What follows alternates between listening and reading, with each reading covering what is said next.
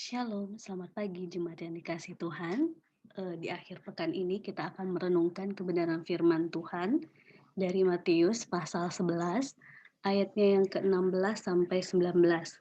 Ini merupakan lanjutan dari bacaan renungan kita kemarin yang isinya demikian. Saya akan membacakannya untuk kita semua. Dengan apakah akan kuumpamakan angkatan ini? Mereka itu seumpama anak-anak yang duduk di pasar dan berseru kepada teman-temannya, "Kami meniup seruling bagimu, tetapi kamu tidak menari. Kami menyanyikan kidung duka, tetapi kamu tidak berkabung." Karena Yohanes datang, ia tidak makan dan tidak minum, dan mereka berkata, "Ia kerasukan setan." Kemudian Anak Manusia datang, ia makan dan minum, dan mereka berkata, "Lihatlah, ia seorang pelahap dan peminum, sahabat pemungut cukai dan orang berdosa." Tetapi hikmat Allah dibenarkan oleh perbuatannya. Jemaat yang dikasihi Tuhan, betapa bacaan ini saya yakin tidak baru ini kita dengarkan.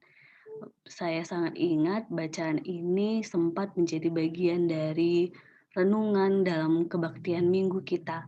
Tetapi ketika bagian ini menjadi bacaan yang sampai kepada kita sesuai dengan bacaan dari sinode, maka pasti ada terus yang ingin Tuhan ajarkan kepada kita.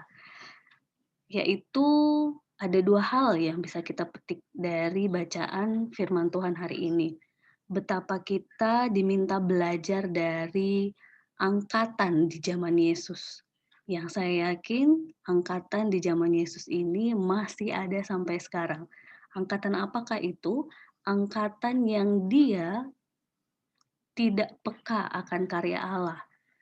Karena kemarin kita membahas tentang bagaimana Yohanes Pembaptis yang menyiapkan jalan untuk Tuhan dan menyerukan pertobatan, sehingga Yesus sendiri berkata bahwa dia yang akan memperoleh tempat yang besar dalam kerajaan sorga, kedudukan yang besar begitu ya.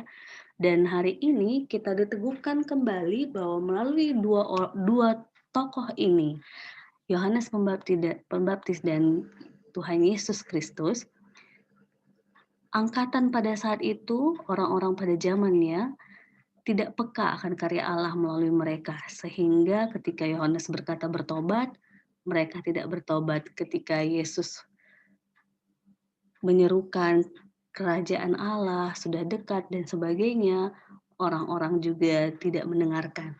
Yang kedua, bahwa pada angkatan ini mereka asik mengkritisi tetapi lupa untuk buka hati dan pikiran akan kebenaran firman Tuhan.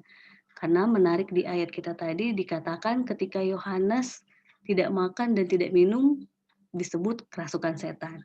Ketika Anak Manusia yaitu Yesus datang, ia makan, minum, dan bahkan bersama seorang pelahap, pemungut cukai dan orang berdosa, itu pun dianggap salah karena bersama dengan orang berdosa. Artinya jemaat yang dikasih Tuhan, angkatan ini mereka sangat mudah mengkritisi tetapi lupa untuk buka hati dan pikiran akan esensi kebenaran firman Tuhan yang dibawa oleh Yohanes Pembaptis dan Yesus Kristus. Dari sini jemaat yang dikasih Tuhan, saya dan kita semua yang mendengarkan renungan ini diajak untuk di tengah-tengah situasi pandemi ini, kita peka akan karya Allah. Hal sekecil apapun, kita peka bagaimana Tuhan itu terus menunjukkan cinta kasih-Nya. Yang kedua, kita juga peka ataupun mau membuka hati dan pikiran akan kebenaran firman Tuhan di tengah-tengah situasi pandemi ini. Sesederhana ketika saat ini kita sedang masa-masa Advent, masa menanti, masa mengingat, mengenang kasih Tuhan, maka pertobatan itu terus menjadi perjuangan, serta membuka hati dan pikiran untuk kebenaran firman Tuhan juga menjadi perjuangan.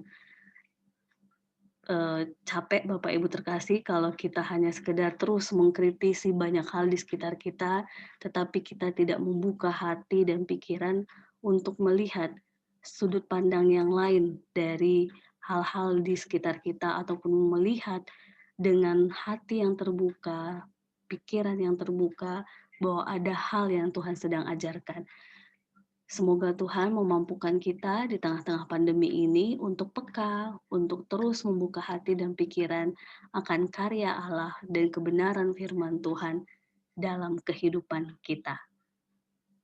Tuhan Yesus memberkati. Amin.